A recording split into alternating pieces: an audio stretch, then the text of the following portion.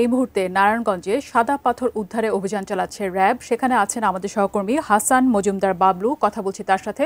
বাবলু, আমাদেরকে জানাবেন কখন থেকে এই উদ্ধার অভিযান শুরু হয়েছে এবং কেন বিশেষ করে নারায়ণগঞ্জে এই উদ্ধার অভিযান চলছে, বিস্তারিত জানাবেন।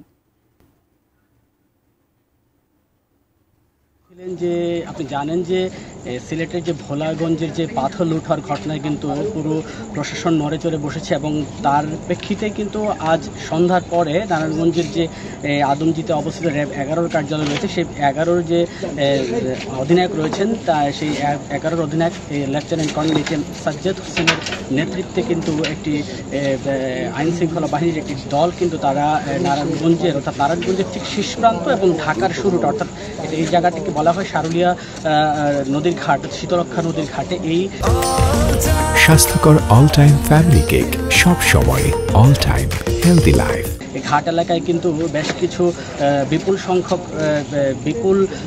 পাথর তারা পেয়েছেন এবং সেই পাথর কিন্তু ইতিমধ্যে জব্দ করা হয়েছে। আমরা যে র্যাবের যিনি অধিনায়ক রয়েছেন তার সাথে আমরা কথা বলেছিলাম। তিনি আমাদেরকে যেমনটি জানিয়েছেন যে গোপন সংবাদের ভিত্তিতে তারা জানতে পেরেছেন যে ভোলাগঞ্জে লুট হওয়া পাথর এই শীতলক্ষা নদীর ঘাটে, এই যে সুকুশি ঘাট এলাকায়, সারুলিয়া সংলগ্ন যে সুকুশি ঘাট এলাকায় এই ঘাটে পাওয়া গেছে এবং রয়েছে, এবং তারই প্রেক্ষিতে তারা আজকে এই অভিযান পরিচালনা করেছেন এবং অভিযানে কিন্তু তারা এই পাথরগুলোকে জব্দ করেছেন। আমরা র্যাবের যিনি অধিনায়ক রয়েছেন তার সাথে আমরা কথা বলেছিলাম। তিনিও আমাদেরকে ঠিক একই বলছে যে এই পাথরগুলোকে নিয়ে পরবর্তীতে কী ধরনের পদক্ষেপ তারা গ্রহণ করবেন, সেটি আইনানুগ ব্যবস্থা তারা গ্রহণ করবেন, সেটি তিনি আমাদেরকে জানাবেন এবং এই বিষয়ে বিস্তারিত তিনি আমাদেরকে বলবেন। আপনাকে একটু জানিয়ে রাখি যে এই সিলেটের যে সাদা পাথর, এই পাথর লুট হওয়ার পর কিন্তু পুরো দেশ জুড়েই যেই একটি এই তুঘলকি কাণ্ডকে ঘিরে কিন্তু পুরো দেশ জুড়ে চরম উত্তেজনা বিরাজ করছে এবং তারই প্রেক্ষিতে কিন্তু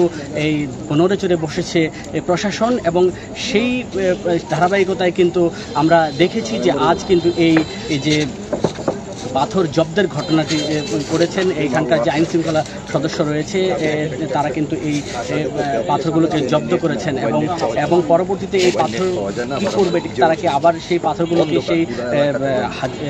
সেই ভোলাগঞ্জে ফেরত দিবে বা এর বিষয়ে যারা এই কার্য করিয়েছে অর্থাৎ যে সকল যে ব্যবসায়ীরা এই কাণ্ডের সাথে জড়িত তাদের বিরুদ্ধে কী ধরনের আইনগত ব্যবস্থা গ্রহণ করবেন সেটি একটু দেখার বিষয় রয়েছে এবং তিনিও আমাদেরকে এই বিষয়টি জানিয়েছেন যে এই বিষয়ে কী ধরনের ব্যবস্থা যে গ্রহণ করা হবে সেটি তিনি আমাদেরকে পরবর্তীতে প্রেস ব্রিফিংয়ের মাধ্যমে আমাদেরকে জানাবেন। তো ফাইজা, এই ছিল আসলে শীতলক্ষা নদীর পাড় থেকে আমার কাছে যে সিলেটের ভোলাগঞ্জের পাথর লুট হওয়ার সর্বশেষ ঘটনা।